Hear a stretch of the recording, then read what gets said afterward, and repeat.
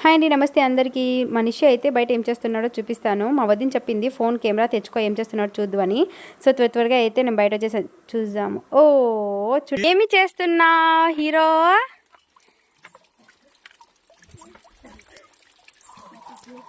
ఏం చేస్తున్నావు?